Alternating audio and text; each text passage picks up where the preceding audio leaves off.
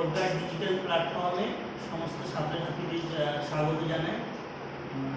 প্রধানত যারা প্রজ্ঞা থেকে মিসেলেনিয়াসের মেন পরীক্ষা ক্লিয়ার করেছে তাদেরও আমি খুব আন্তরিকভাবে শুভেচ্ছা জানাই।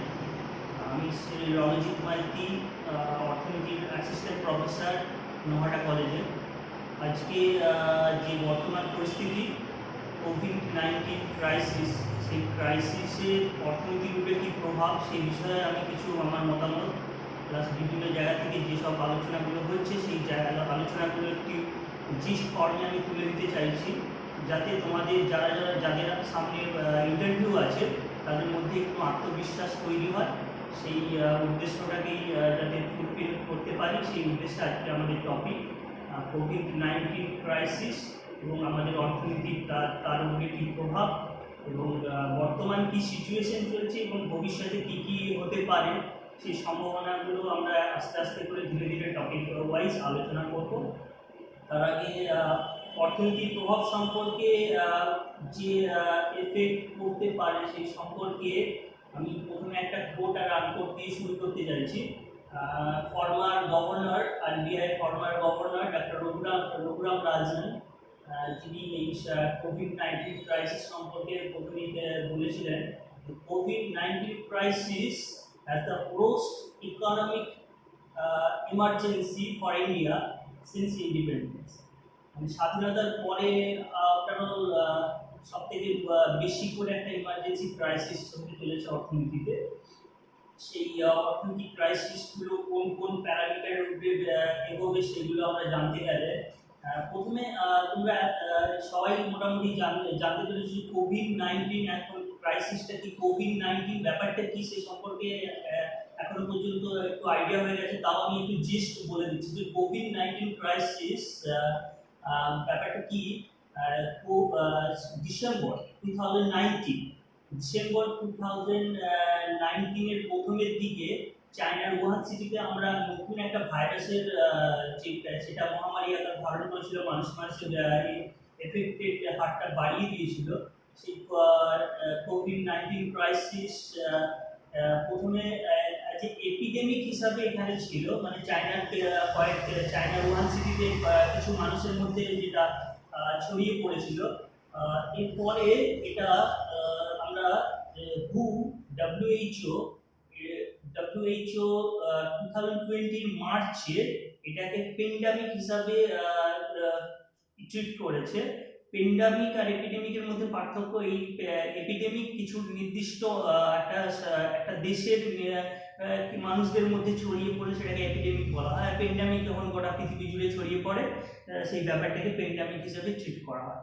সো এরপরে এই ব্যাপারটা হচ্ছে এই কোভিড-19 তো ব্যাপারটা ক্লিয়ার হলো। এরপরে এই জিনিসটা এই নয় যে আমরা এই প্রথম কোনো পেন্ডামিকের মুখে গোটা পৃথিবীর মুখে পড়েছে। এর আগেও বহু ধরনের পেন্ডামিকের সামনে মানুষ পড়েছে। তার মধ্যে অনেকে বলছে যে এটা একটা 100 বছরের সাইকেল, 100 ইয়ার সাইকেল। 100 ইয়ার সাইকেল মানে 100 বছর ছাড়াই কোনো পেন্ডামিক আমাদের পৃথিবী জুড়ে আসে, এরকম নয়। আমি যেটা ইতিহাস ঘেঁটে দেখলাম যে 100 বছরের মাঝেও কিছু ছোটো ছোটো পেন্ডামিক গোটা পৃথিবী জুড়ে ছড়িয়ে পড়েছে। এর মধ্যে স্মল পক্স, কলেরা, HIV, তারপরে আছে সার্কস বলে। আমরা 100 ইয়ার সাইকেলটাকে এরকম বলছি যে 1520 সালে আমরা স্মল পক্স বলে ওরা পৃথিবী জুড়ে ছড়িয়ে পড়েছিল। সেখানে 25 থেকে 55 মিলিয়ন, মানে 2.5 থেকে 5.5 করোড় পিপল মারা গিয়েছিল। এরপরে 1629 সালেও আমরা ইতালিয়ান প্লেগ বলে একটা পেন্ডামিক গোটা পৃথিবী জুড়ে ছড়িয়ে পড়েছিল। তারপরে 1817 সালে কলেরা এবং 1918 সালে স্প্যানিশ ফ্লু, যেখানে স্প্যানিশ ফ্লুতে 55 মিলিয়ন পিপল, মানে জাস্ট অ্যারাউন্ড 5 করোড় পিপল মারা গিয়েছিল। এরপরে ঠিক 1918 পরে আমরা 2019 কোভিড-19 ক্রাইসিস, যেটা কোভিড-19 করোনা ভাইরাস, যেটা গোটা পৃথিবী জুড়ে একটা আক্রমণ করেছে। এই ধরনের পুরো আমাদের হিস্ট্রি অফ প্যান্ডামিকের ইতিহাসে আছে। তো এই মুহূর্তে এরপরেও আমরা যদি দেখি যে ডিপ্রেশন, ইকোনমিক অর্থনৈতিক অর্থনৈতিক ডিপ্রেশনও গোটা পৃথিবী জুড়ে বিভিন্ন ইতিহাস আছে। তার মধ্যে সব থেকে বড় ডিপ্রেশন হলো 1929 সালে গ্রেট ডিপ্রেশন। এরপর ফার্স্ট যেটা সব থেকে বড় আকারে ডিপ্রেশন গোটা পৃথিবী জুড়ে, ইকোনমিক ক্রাইসিস, যেটা গোটা পৃথিবী জুড়ে ছড়িয়ে পড়েছিল। এরপরে আমরা 1921 সালে জার্মানি হাইপার ইনফ্লেশন বলে একটা ডিপ্রেশন আমরা গোটা পৃথিবী জুড়ে দেখতে পাই। সো এই ধরনের ইকোনমিক ডিপ্রেশন আমরা দেখেছি। এই ব্যাপারটা এবার একটু বলি যে আমরা এর আগে ইতিহাসে যে ধরনের ইকোনমিক ডিপ্রেশন দেখেছি, সেই ইকোনমিক ডিপ্রেশনগুলোতে সাধারণত কোনো প্যান্ডামিকের কোনো সরাসরি কোনোদিনও হাত আমরা দেখতে পাইনি। এই সব ধরনের ডিপ্রেশনগুলো ছিল সাধারণত ফাইন্যান্সিয়াল ক্রাইসিস, মানে কোনো স্টক মার্কেট কোথাও ব্রেক করছে, কোথাও মানিটারি সিস্টেম ব্রেক করছে, এই ধরনের ব্যাপারগুলো পুরো ইকোনমিক ডিপ্রেশনের সঙ্গে জুড়ে ছিল। এরপরে এই প্রথম হয়তো মেবি আমরা ফেস করতে চলেছি এই ধরনের একটা, যে কোনো প্যান্ডামিক একটা ডাইরেক্ট সরাসরি ইকোনমিক ডিপ্রেশনের সঙ্গে যুক্ত হতে চলেছে, যেটা এখনো টিল নাও আমরা সবাই আনসার্টেনিটির মধ্যে আছি যে কোথায় এন্ড হবে, কোথায় কি হবে, ইকোনমিক সিচুয়েশন কোথায় গিয়ে পৌঁছাবে। বাট এটা বলা যায় যে প্যান্ডামিকের জন্য, এই প্যান্ডামিক মানে কোভিড-19 ক্রাইসিসের জন্য ইকোনমিক ডিপ্রেশনটা যে ক্রিয়েট হতে চলেছে, সেটা একদম সবাই হয়তো এগ্রি করবে টোটাল পুরো ব্যাপারটা। নাও ইন্টারেস্টিং থিং দ্যাট যে প্যান্ডামিক একটা মহামারী, এই নয় যে আমাদের পৃথিবীতে বিভিন্ন ধরনের রোগ সবসময় এক্সিস্ট করছে, ব্লাড সুগার, ক্যান্সার, ঠিক আছে। সো প্যান্ডামিক কখন ইকোনমিক ডিপ্রেশনে মুভ করছে, অ্যাজ ইউ নো আমরা অলরেডি জানি যে যখন কোনো অতি মহামারী বা মহামারী হচ্ছে, তখন আমাদের best practice as a individual মানুষ হিসাবে বেস্ট প্র্যাকটিসগুলো আমরা অবশ্যই এখন পর্যন্ত জানতে পেরেছি। কন্টিনিউ হাত ধোয়া প্লাস সোশ্যাল ডিস্টেন্স মেনটেন করা, ঠিক আছে, দ্যাটস দ্য ইন্ডিভিজুয়াল হিসাবে আমরা একটা বেস্ট প্র্যাকটিসের জায়গায় দাঁড়িয়ে কিছু করছি। কিন্তু একটা ম্যাটার, সেই প্রত্যেকটা দেশের গভর্নমেন্ট কি করছে লকডাউনের মধ্যে প্যান্ডামিকটাকে বন্ধ করার চেষ্টা করছে এবং নিয়ন্ত্রণ করার চেষ্টা করছে। নাও কাম টু দ্য পয়েন্ট, এই লকডাউন কিন্তু সরাসরি ইকোনমিক সিচুয়েশনের উপরে পুরো ডাইরেক্ট এফেক্ট করছে। লকডাউনের জন্য কিন্তু পুরো ইকোনমিক সিস্টেমটা পুরো হ্যাম্পার হচ্ছে। কিন্তু যে গোটা পৃথিবী জুড়ে আমরা এখন সব যে তর্ক হচ্ছে, যেটা লাইফ আর লাইভলিহুড, জীবন আর জীবিকার তর্কে অবশ্যই প্রত্যেকটা গভর্নমেন্ট, সরকার, প্রত্যেকটা মানুষের জীবনের আগে মূল্যবোধটাকে গুরুত্ব করে জীবনটাকে প্রায়োরিটি দিচ্ছে।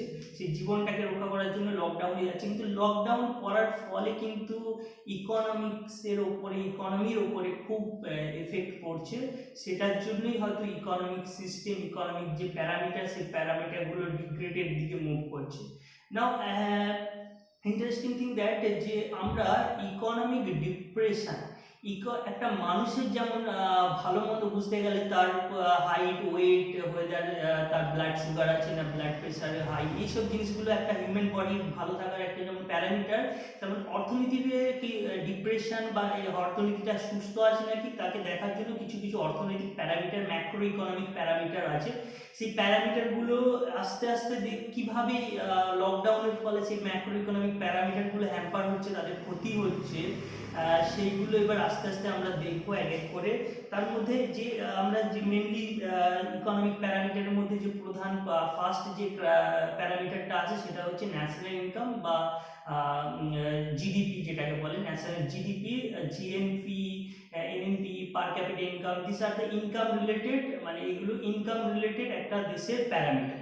সো এই ইনকাম কিভাবে কি হ্যাম্পার হচ্ছে, সেগুলো এই মুহূর্তে আমরা এই ডেটাটার দিকে যদি মুভ করি, ইকোনমিক জিডিপির উপরে কি এফেক্ট পড়বে, সেই জিডিপির উপরে এফেক্টটা আমরা জানতে গেলে আমাদের গ্লোবালি যে বড় বড় এজেন্সি আছে, লাইক আইএমএফ, ওয়ার্ল্ড ব্যাংক, তারপরে কিছু রেটিং এজেন্সি আছে, এসএনপি, ক্রিসিল, এরা সাধারণত গোটা পৃথিবী জুড়ে প্রত্যেকটা পৃথিবীর গ্রোথটাকে রেগুলার ফোরকাস্ট করে, প্লাস মানে রেগুলার ফোরকাস্ট করে, প্লাস আমাদের কান্ট্রি ওয়াইজ এরা গ্রোথটাকে ফোরকাস্ট করে, মানে জিডিপি কতটা বৃদ্ধি হবে কম হবে সেগুলো ফোরকাস্ট করে। নাও লাস্ট যেটা আইএমএফ এর জুনের যে রিপোর্ট সেটা প্রকাশ পেয়েছে, সেই আইএমএফ এর জুনে বলছে যে গোটা পৃথিবী জুড়ে যে গ্রোথ রেট হবে সেটা একদম ঋণাত্মক গ্রোথ রেট, সেটা হচ্ছে 2020 মানে 2020তে গ্রোথ ফোরকাস্ট করেছে গোটা পৃথিবী জুড়ে -4.9। এটা গোটা পৃথিবীর সঙ্গে ইন্ডিয়ার গ্রোথ ফোরকাস্ট অবশ্যই নেগেটিভ ফোরকাস্ট করেছে, সেটা হচ্ছে -4.5। তো আমরা এই প্রথম আফটার লিবারালাইজেশনের পরে কিন্তু এই প্রথম এরকম নেগেটিভ গ্রোথ রেট আমরা দেখতে চলেছি, plus negative growth rate obviously একটা বড় ধরনের একটা রিসেশনের সম্মুখীন হতে চলেছি। সেখানে অনলি একমাত্র আইএমএফ এর যে প্রেডিকশন আছে সেখানে হচ্ছে চায়নার একমাত্র পজিটিভ গ্রোথ রেট দেখা যাচ্ছে। তারপরে ওভারঅল অল দ্য কান্ট্রি যারা এই কোভিড ক্রাইসিস এতে ফেস করেছে সেখানে সবাই অলমোস্ট নেগেটিভ গ্রোথ রেট দেখতে পাচ্ছে, মানে গ্রোথ রেট নেগেটিভ মানে জিডিপিটা কমে যাচ্ছে, গত বছরে যা জিডিপি ছিল তার তুলনায় এবছরের জিডিপিটা কমে যাচ্ছে, এরকম ম্যাটার আছে। আমি যদি একটু কোয়ান্টিটেটিভ রেটের থেকেও আর কয়েকজনের ফোরকাস্ট, যদি ওয়ার্ল্ড ব্যাংক যেটাকে ফোরকাস্ট করেছে যে ইন্ডিয়ার জিডিপি হচ্ছে -3.2, ওভারঅল ওয়ার্ল্ডের জিডিপি গ্রোথ ফোরকাস্ট হচ্ছে -5.2। ইন্ডিয়ান রেটিং এর অনুসারে 2020তে ইন্ডিয়ার গ্রোথ রেট হচ্ছে -5.3।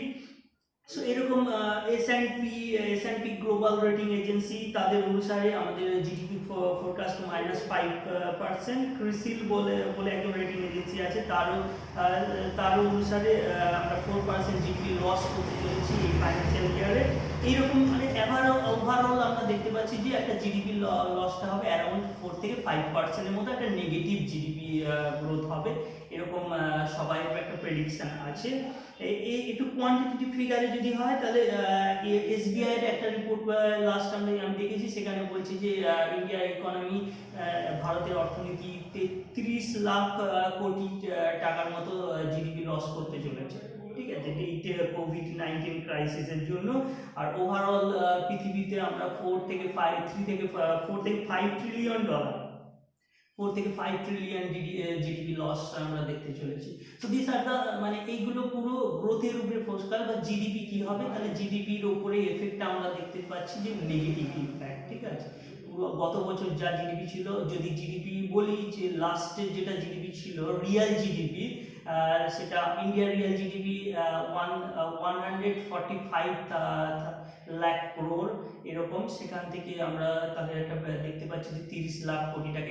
এগুলো this are not exact figure, but এগুলো হচ্ছে প্রত্যেকটা যারা গবেষণা করে তাদের মতামত অনুসারে তাদের গবেষণাপত্রে এই সব জিনিসগুলো রিপোর্টগুলো প্রকাশ পেয়েছে। সো আমরা তাহলে একটা নেগেটিভ গ্রোথ রেট দেখতে চলেছি আর কি এই ফাইন্যান্সিয়াল ইয়ারে, এই গত সামনের দিকে। সো এরপরে যেটা হচ্ছে তারপরে আর একটা প্যারামিটার নিয়ে আমরা আলোচনা করব, এরপরে হচ্ছে unemployment. So economic impact on unemployment, এটা হচ্ছে বার্নিং ইস্যু। এই জিনিসটা যেহেতু আমরা অনেকটা ইউথ পপুলেটেড কান্ট্রি, মানে আমাদের ইয়াং পপুলেশনের হারটা খুব বেশি, সেখানে আনএমপ্লয়মেন্টের ফোকাসটা সবারই মাথায় থাকে। আনএমপ্লয়মেন্ট কত হবে, সিচুয়েশন কি হবে, চোখ বন্ধ করে লকডাউন বলতে আমাদের পুরো ইকোনমিক অ্যাক্টিভিটিটাকে ব্লক করে দেয়। ইকোনমিক অ্যাক্টিভিটি খুব সিম্পলি একটা যদি উদাহরণ দিয়ে আমি দেখি, যে সিম্পলি একটা বার্থডে সেলিব্রেশন বাড়িতে, সো সেটা তো এখন লকডাউনের ইতে যদিও আনলক পর্ব শুরু হয়েছে, বাট লকডাউনের ইতে আমরা সিম্পলি একটা বার্থডে সেলিব্রেশন বা কোনো ম্যারেজ সেলিব্রেশন এগুলো করতে পারছি না। সো দিস আর দ্য, এগুলো কিন্তু খুব ছোটো ছোটো একটা ইকোনমিক অ্যাক্টিভিটি যেগুলো আমাদের মতো দেশকে খুব বাঁচিয়ে রাখে, ঠিক আছে। ইকোনমিক অ্যাক্টিভিটি, আমরা বার্থডে সেলিব্রেশন করবো, কিছু ফুল কিনে নিয়ে আসবো একটা গলির কোনো দোকান থেকে, প্লাস একটা কেক কোনো দোকান থেকে কিনে নিয়ে আসবো, সেই ইনকামটা তার কাছে মুভ করবে, আস্তে আস্তে সাইকেল চালাবে, এতে প্রত্যেকের হাতে ইনকামটা যাবে। এরকম ইকোনমিক অ্যাক্টিভিটি, এই ছোটো ছোটো ইকোনমিক অ্যাক্টিভিটি যেগুলো অনেক আনঅর্গানাইজ সেক্টর যেটাকে বলে, আমাদের দেশে আনঅর্গানাইজ সেক্টর, অসংগঠিত সেক্টরটা বেশি ছড়িয়ে আছে, তার হারটা বেশি। আর ইকোনমিক লকডাউনের ফলে এই আনঅর্গানাইজ আনঅর্গানাইজ সেক্টরটা টোটালি পুরো ব্লক হয়ে আছে। সো এখান থেকে ইনকাম গ্রোথটা পুরো বন্ধ হয়ে আছে, তারা পুরো আনএমপ্লয়েড হয়ে আছে এই কয়েকটা মাসের মধ্যে। সো আনএমপ্লয়মেন্ট রেট যেটা ফোকাস করছে, আমি অ্যাজ এ সিম্পল ইকোনমিস্ট আমি জাস্ট কিছু ডেটা তুলে ধরছি, কারণ ইকোনমিটাকে পুরো ডেটা দিয়েই অ্যানালিসিস করে সবসময়। ডেটাটাই হচ্ছে একটা ফিগার যেখান থেকে বোঝা যায় আমাদের অর্থনীতিতে আনএমপ্লয়মেন্ট রেট অ্যারাউন্ড 6-7% ছিল, ঠিক আছে। সো সেখান থেকে কিন্তু আনএমপ্লয়মেন্ট রেট যেটা দাঁড়াবে সেটা হচ্ছে 25% অ্যারাউন্ড 23-25%।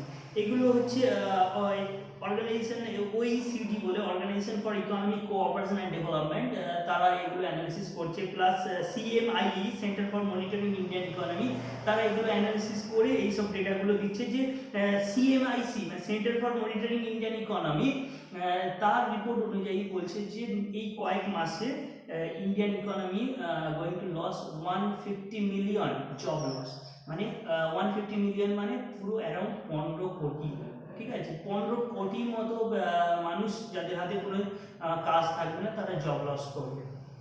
যদিও আমি লেটেস্ট আজকে যেটা টাইমস অফ ইন্ডিয়াতে দেখলাম, জব লসটা অনেকটাই মানে ফিরে এসেছে, যেহেতু আনলক পর্বটা শুরু হয়েছে, অনেক আনঅর্গানাইজ সেক্টরটা ওপেন হয়েছে, তাদের মধ্যে কাজটা ই হয়েছে। বাট ওভারঅল একটা 23% জব লস এরকম দেখা যাবে, বা 15 crore মতো মানুষ জব লস থাকবে। এই জব লসের মধ্যে সব থেকে বেশি এফেক্টেড হবে unorganised sector, because as a organised সেক্টরে তাদের একটা সিম্পলি একটা এভরি মান্থ একটা স্যালারি থাকে, প্রত্যেক মাসে একটা স্যালারি থাকে।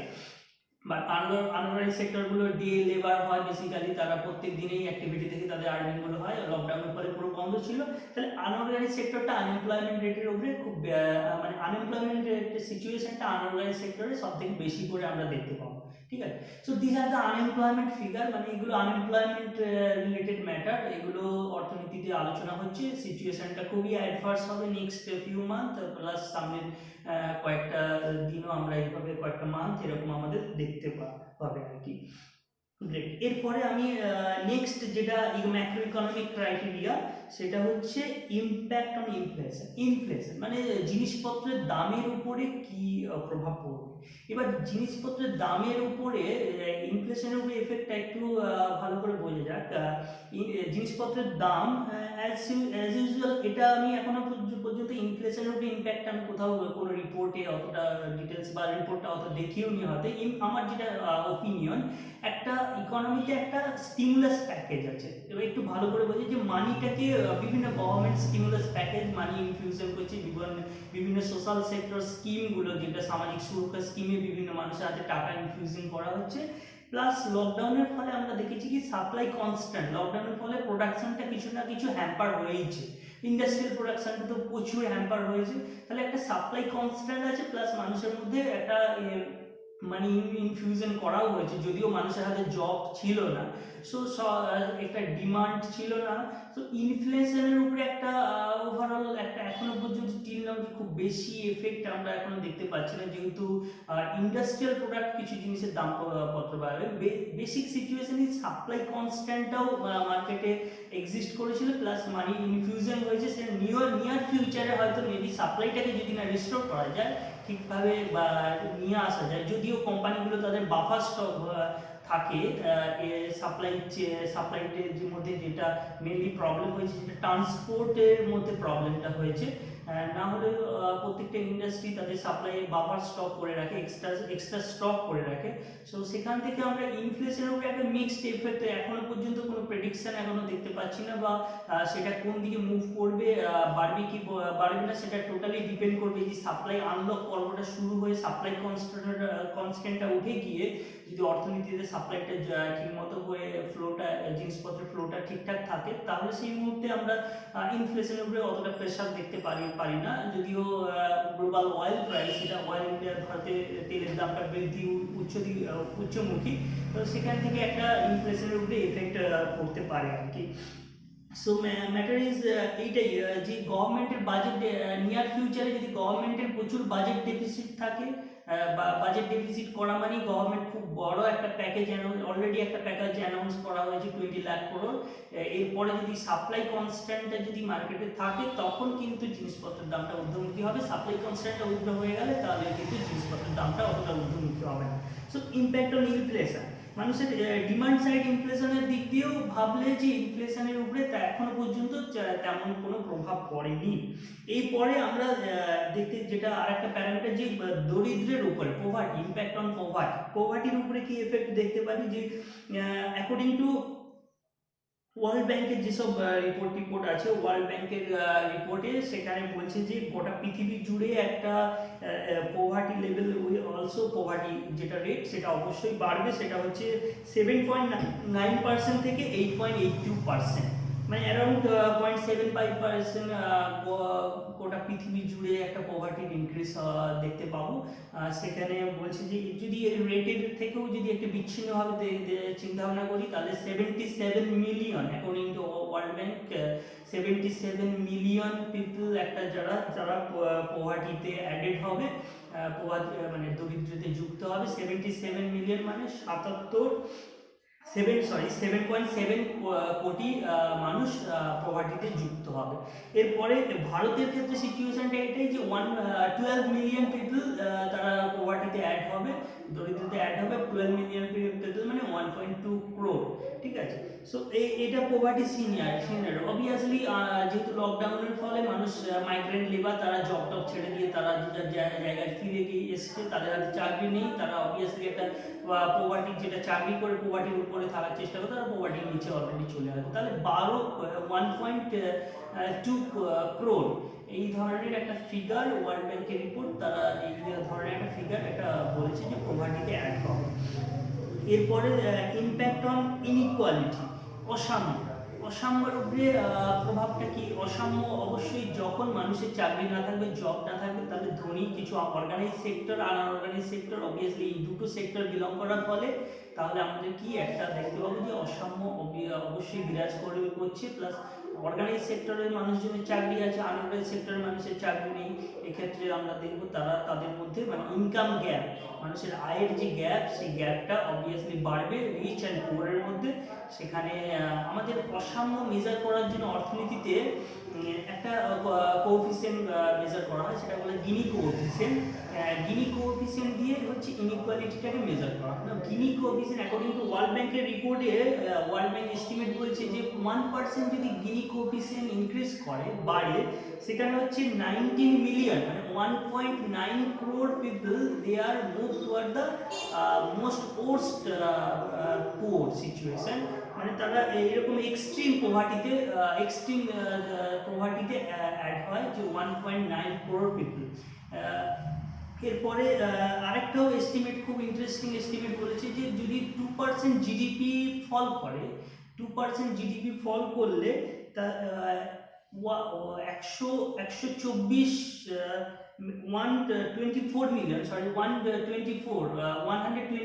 মিলিয়ন এক্সট্রিম পোভার্টি মানে পিপল তৈরি হবে। মানুষ 124 মিলিয়ন মানে এটাকে বলা হচ্ছে 12.4 12.4 crore পিপল তারা পুয়ার সিচুয়েশনের মধ্যে চলে আসবে, প্রচুর দারিদ্র এক্সট্রিম দারিদ্রের মধ্যে চলে আসবে। মানে 2% জিডিপি ফল করা মানে 12.4 crore পিপল তারা এক্সট্রিম পোভার্টিতে অ্যাড হবে। তাহলে টোটাল মিলিয়ে সিচুয়েশন, অর্থনৈতিক সিচুয়েশনটা কি আমরা জিডিপি ফলও দেখতে পাচ্ছি অ্যাজ ওয়েল অ্যাজ কি দেখতে পাচ্ছি মানুষের মধ্যে আনঅর্গানাইজ সেক্টরের মধ্যে জবও থাকছে না, মানে গিনি কোএফিসিয়েন্টও বাড়ছে প্লাস আমরা দেখতে পাচ্ছি কি মানুষের জিডিপি ফল করছে। মানে টোটাল মিলিয়ে একটা অসাম্য বা এক্সট্রিম পোভার্টি যেটাকে বলে এক্সট্রিম পোভার্টির উপরে টোটাল খুব বেশি অ্যাডভার্স ইম্প্যাক্ট আমরা দেখতে পাবো নিয়ার ফিউচারে, ঠিক আছে।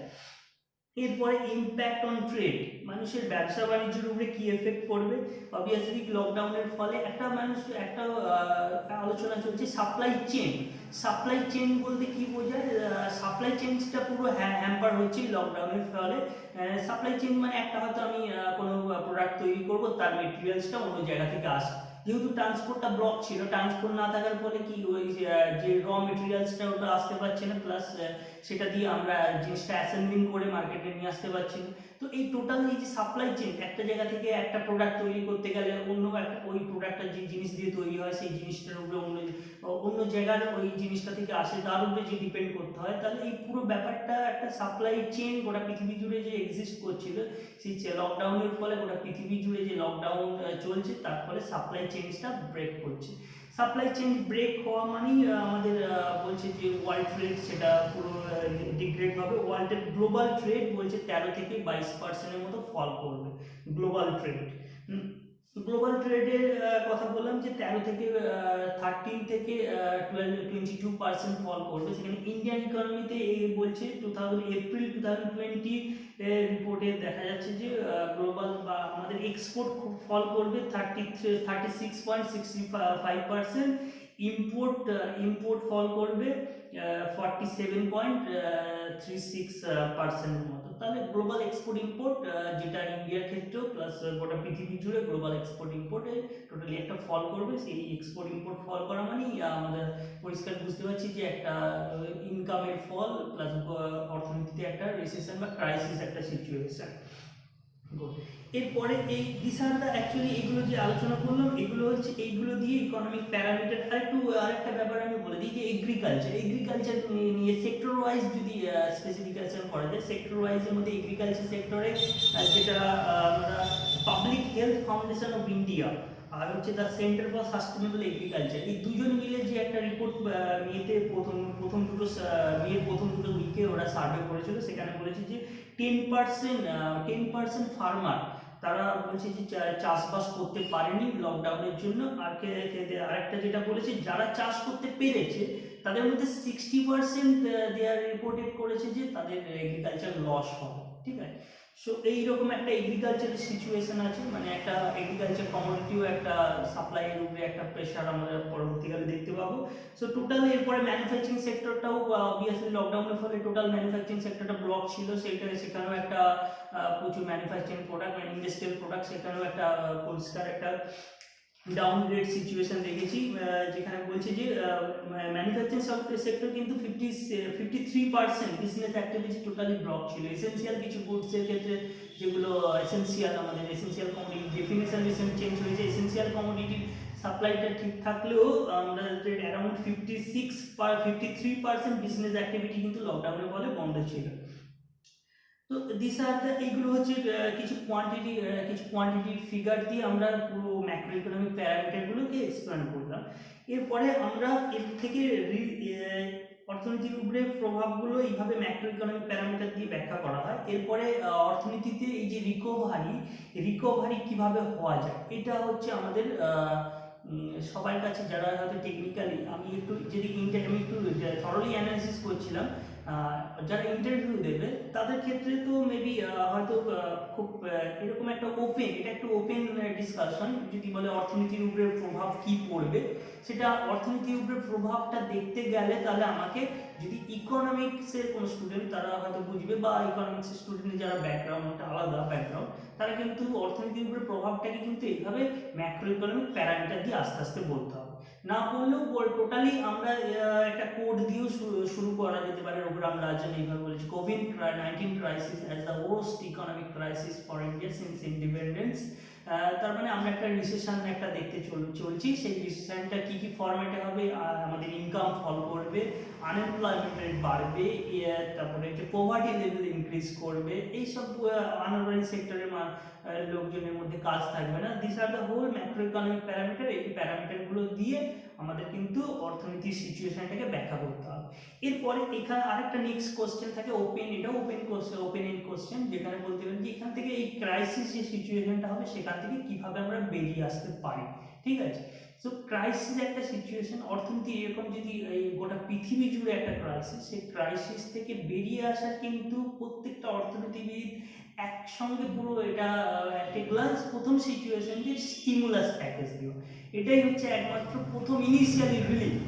এটা নট যে স্টিমুলাস প্যাকেজ দেওয়াই মানে যে সব কিছু হয়ে গেল এরকম নয়। প্রত্যেকটা অর্থনীতি, প্রত্যেকটা গভর্নমেন্টকে প্রথমে কিছু মানি ইনফিউশন করতেই হবে অর্থনীতিতে। এটা প্রত্যেকটা অর্থনীতিবিদই একসঙ্গে প্রথমে অ্যানাউন্স করেছে। সেখানে স্টিমুলাস প্যাকেজ আমাদের অর্থনীতিতে stimulus package already prime minister announce করেছে। এখানে 10% অফ জিডিপি 10%, মানে 20 লাখ ক্রোড, যেটাকে বলছে জিডিপি 10% ইনফিউজিং করেছে। প্লাস যদি গ্লোবাল সিনারিও দেখি, একটা বিশ্ব জুড়ে যে সিচুয়েশন, সেখানে জাপান সব থেকে বেশি ইনফিউজিং করেছে, স্টিমুলাস প্যাকেজ দিয়েছে 20% অফ জিডিপি, মানে তাদের জিডিপি 20% জাপান দিয়েছে, সেখানে হচ্ছে $1.1 ট্রিলিয়ন। এরপরে ইউএস যেটা স্টিমুলাস প্যাকেজ দিয়েছে, যেটা হচ্ছে 13% অফ জিডিপি, 13% জিডিপি, যেটা বলছে যে $2.8 ট্রিলিয়ন। যে চায়না করেছে 3.3% অফ জিডিপি, তাদের 3.3% অফ জিডিপি বলতে $506 বিলিয়ন, মানে $506 বিলিয়ন। সো এইগুলো গ্লোবাল সিনারিও। প্রত্যেকটা গভর্নমেন্ট কিন্তু স্টিমুলাস প্যাকেজ অ্যানাউন্স করেছে। এটাই হচ্ছে প্রত্যেকটা অর্থনীতিবিদ ফার্স্ট এটাই বলবে, যেহেতু কোভিড ক্রাইসিসটা একটা হঠাৎ করে সিচুয়েশন তৈরি হয়। তো হঠাৎ করে কোনো সিচুয়েশন যেখানে কোনো অর্থনীতিতে কোনো প্রিপারেশন ছিল না, ঠিক আছে, কীভাবে ট্যাকেল করবো, সেই এই সব সিচুয়েশনে আমাদের প্রথমে গভর্নমেন্ট কী করে, স্টিমুলাস প্যাকেজ অ্যানাউন্স করে। সো স্টিমুলাস প্যাকেজটাই কিন্তু স্বপ্ন। স্টিমুলাস প্যাকেজ ছাড়াও কিছু কিছু জিনিস যেগুলো অ্যানালিসিস করা দরকার, আলোচনা করা দরকার, সেখান থেকে বেরিয়ে আসতে গেলে যে প্রথমে তো বলছি যে ইনভেস্টমেন্ট স্টিমুলাস প্যাকেজ যেটা এগ্রিগেট অ্যানাউন্স করে, সেটাকে একটু ডিস্ট্রিবিউট করে দেওয়াটা আরও ভালো হয়।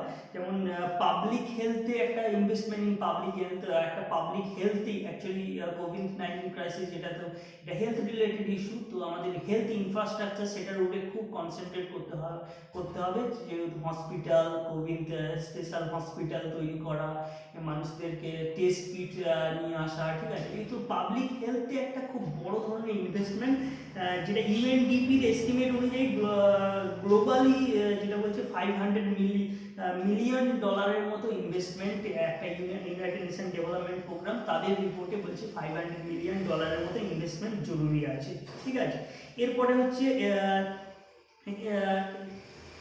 Investment lead global solidarity fund, মানে যেসব এজেন্সি আছে, ওয়ার্ল্ড ব্যাংক, IMF, ঠিক আছে, তারা তো এই সব রিসেশন সিচুয়েশনগুলোকে উদ্ধার করার জন্য তারা সবসময়, তাদের উৎপত্তি হচ্ছে বিভিন্ন কান্ট্রিগুলো যে রিসেশন ডিপ্রেশন ফেস করে, তাদের থেকে বেরিয়ে আসা, প্লাস গ্লোবাল ট্রেডে তাদের কোনো অসুবিধা থেকে রিকভারি করার জন্য তাদের যে গ্লোবাল সলিডারিটি ফান্ড, সেইগুলো অ্যানাউন্স করে, প্লাস সহযোগিতার জন্য তাদেরকেও এগিয়ে আসতে হবে।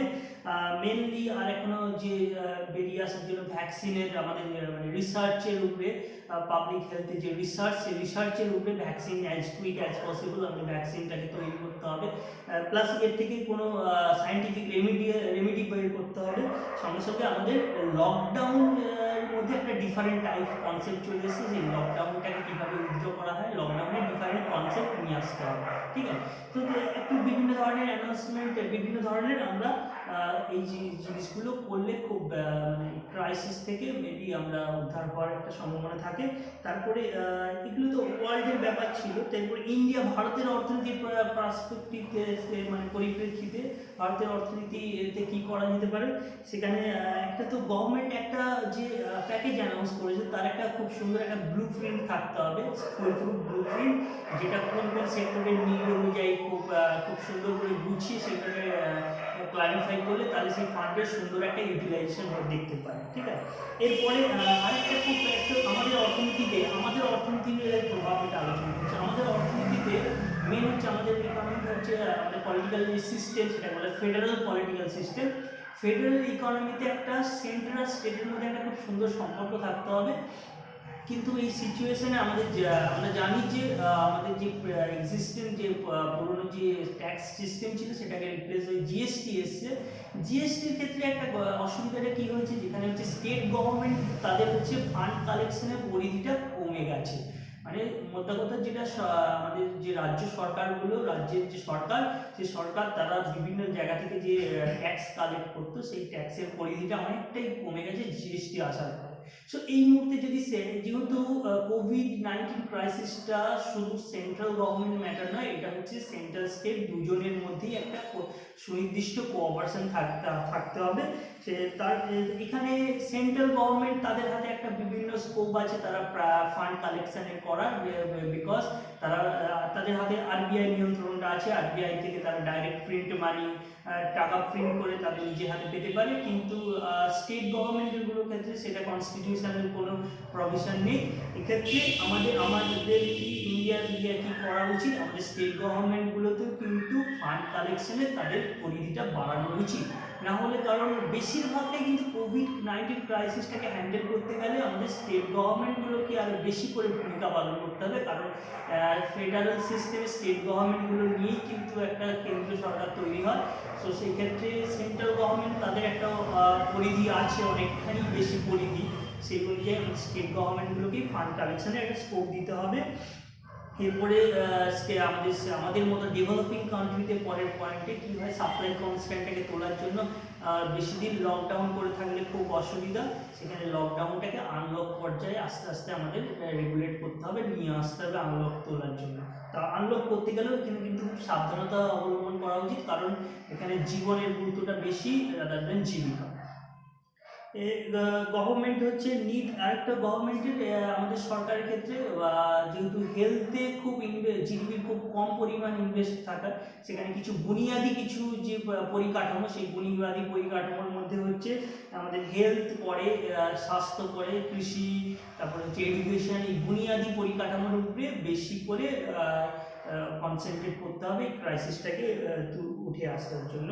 প্লাস আমরা বিভিন্ন ধরনের সামাজিক সুরক্ষা স্কিম, যেহেতু আনএমপ্লয়েড সেক্টরটা মোস্ট সাফারার করবে, প্লাস আমাদের দেখতে পাচ্ছি যে পোভার্টি লেভেল অনেকটাই বাড়বে, পোভার্টি লেভেল অনেকখানি বাড়া, প্লাস আনএমপ্লয়েড সেক্টরে অনেক আনএমপ্লয়মেন্ট ক্রিয়েট, এইসব মানুষগুলোর জন্য কিছু সামাজিক সুরক্ষা প্রকল্প নিয়ে আসতে হবে।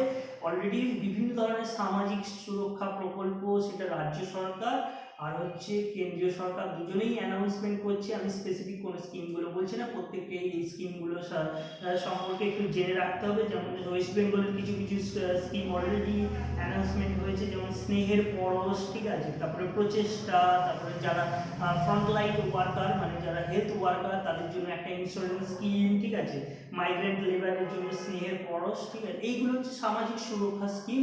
এই সুরক্ষা স্কিমগুলো অলরেডি অ্যানাউন্সমেন্ট করা আছে, এগুলো আরও বেশি করে আরও যাতে মানুষ নিডি পিপলরা মানুষের হাতে পৌঁছায় সেইগুলো দেখতে হবে, ঠিক আছে। তো এইগুলো টোটাল পুরো ম্যাটার আমি পুরো এক এক করে ক্রাইটেরিয়া অনুযায়ী ব্যাখ্যা করলাম, প্লাস সেখান থেকে কী কী উপায়ে আমরা বেরিয়ে আসতে পারি সেগুলো আমি পরিষ্কার ভারতের রেসপেক্টে, গ্লোবাল পৃথিবীর রেসপেক্টে সেগুলো আমি পরিষ্কার করে বলেছি।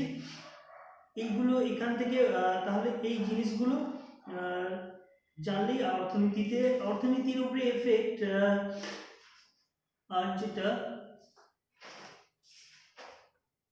সেন্ট্রাল গভর্নমেন্টের তো অনেক কিছু স্কিম অলরেডি অ্যানাউন্সমেন্ট করেছে, পিএম কিষাণ প্লাস প্রধানমন্ত্রী গরিব কল্যাণ যোজনা, রেশনিং ব্যবস্থা, জনধন অ্যাকাউন্টে টাকা পাঠানো, কিষাণ তো এগুলো হচ্ছে সবই একটা সামাজিক সুরক্ষা স্কিমের আওতায় পড়ে। সেই সামাজিক সুরক্ষা স্কিমগুলো আমাদের মতো কান্ট্রিতে বাড়াতে হবে। প্লাস আমি আরেকটি অর্থনীতিবিদদের একটু ডিটেলস বলে, অর্থনীতিবিদ প্রণব বর্ধন, যিনি একটা ব্যাপারে একটা সিস্টেমের দিকে মুভ করার কথা বলেছে। যেহেতু আমরা একটু সমাজতান্ত্রিক অর্থনীতিতে বিভিন্ন ধরনের অনেক ধরনের স্কিম চলে এখানে, ঠিক আছে, বিভিন্ন ধরনের গরিব কল্যাণ যোজনা, বহু ধরনের স্কিম, সেই স্কিমগুলোর উপরে মানে আস্তে আস্তে কমিয়ে এনে সে একটা ইউনিভার্সাল বেসিক ইনকাম বলে, মানে সার্বজনীন একটা আয়ের যে সুরক্ষা, সেই স্কিমের উপরে অর্থনীতিবিদ প্রণব বর্ধন এই সিচুয়েশনে বেশি করে এমফাসিস দিচ্ছে। এই সার্বজনীন ইউনিভার্সাল বেসিক ইনকাম স্কিমটা বলতে কি, প্রত্যেকটা মানুষের একটা মাথাপিছু একটা নির্দিষ্ট আয়, যাদের অ্যাফোর্ডেবল আয় যেটাকে বলে, সেটা সুনিশ্চিত করা, যোগান দেয়। তো মোদ্দা কথা, একটা প্রত্যেকটা মানুষের অ্যাকাউন্টে প্রত্যেকটা ফ্যামিলি পিছু টাকা পৌঁছে দেওয়া, রাদার বিভিন্ন ধরনের স্কিম চলে তার পরিধিটা, যেগুলো খুব ভালো চলছে সেগুলো রেখে, যেগুলো ঠিকঠাক চলছে না সেগুলো বন্ধ করে একটা প্রত্যেকটা মানুষের একটা সার্বজনীন আয়ের সুরক্ষা প্রকল্প, এইটা ফান্ডামেন্টাল রাইট হিসাবে দেখানোর চেষ্টা করছে প্রণব বর্ধনের মতো। সো এইগুলো স্কোপ আমাদের অর্থনীতি থেকে বেরিয়ে আসার জন্য স্কোপ। ঠিক আছে। সো যারা হয়তো ইন্টারভিউতে বেসিক্যালি প্রশ্ন যেটা হবে অর্থনীতির প্রভাব বলতে গেলে আমাদের প্রত্যেকটা ক্রাইটেরিয়া অনুযায়ী ব্যাখ্যা করাটাই বেটার। তারপরে সেখান থেকে বেরিয়ে আসার মধ্যে আমি পুরো ডিটেলস বলেছি যে প্রথমে স্টিমুলাস প্যাকেজ অ্যানাউন্স করা, তারপর সেই স্টিমুলাস প্যাকেজের একটা ব্লুপ্রিন্ট তৈরি করা, ফেডারেল স্ট্রাকচার, স্টেট গভর্নমেন্টের আয়ের পরিধিটা বাড়ানো, ঠিক আছে, প্লাস সামাজিক সুরক্ষা প্রকল্পতে বিভিন্ন ধরনের সামাজিক সুরক্ষা প্রকল্প অ্যানাউন্সমেন্ট করা, ঠিক আছে। এই সব জিনিসগুলো মিলিয়ে আমাদের এখান থেকে বেরিয়ে আসার স্কোপ আছে। টোটাল আনসার্টেনটি সিচুয়েশন, এগুলো সবই প্রেডিকশন। আমরা একটা প্রবলেমের মধ্যে আছি, আমরা জানি না এর এন্ড কত দূরে, বা আমি যে জিডিপির গ্রোথ, জিডিপির ফলের প্লাস আনএমপ্লয়মেন্টের ফলে যে ডেটা বলেছি সেগুলো কারেন্ট রিপোর্ট থেকে বলেছি, প্লাস এই সিচুয়েশনটা চলছে, এই সিচুয়েশন থেকে বেরিয়ে আসতে পারছি না। তো এর এন্ডটা কতদূর আমরা বুঝতে পারছি না, বিকজ আমরা টোটালি এখনো সিচুয়েশনের মধ্যে পড়ে আছি। কারণ এই এন্ডটা হলে তারপরেই আমরা বুঝতে পারবো যে এটা কোথায় গিয়ে দাঁড়িয়েছে, সেখান থেকে বেরিয়ে আসা। আমি শেষে একটা কোড দিয়ে শেষ করতে চাইছি। WHO general director of general, যার মুখে বলেছি, we are not dealing with an epidemic, we also dealing with an infodemic, because আমাদের হাতে টোটালি ইনফরমেশনটা নেই। রোগটা কি, তার কিভাবে প্রিভেনশন হবে, তার কিভাবে কিওর, সে ব্যাপারটা নিয়ে টোটালি গবেষণা করছি, আমাদের হাতে ইনফরমেশনটা ঠিকঠাক আসছে না। প্লাস অর্থনীতিতেও ইনফরমেশন কালেক্ট করে সেগুলো জিস্ট করা খুব প্রবলেম। সেগুলো নিয়ে বিভিন্ন ধরনের যে এজেন্সি, তাদের রিপোর্টের উপরে ভরসা করে আমি আজকে প্রেজেন্টেশনটা করলাম। তোমাদের কোনো কোয়ারি থাকলে আমাকে কমেন্ট বক্সে ক্লিয়ার করুন অ্যান্ড জিজ্ঞাসা করুন। ওকে।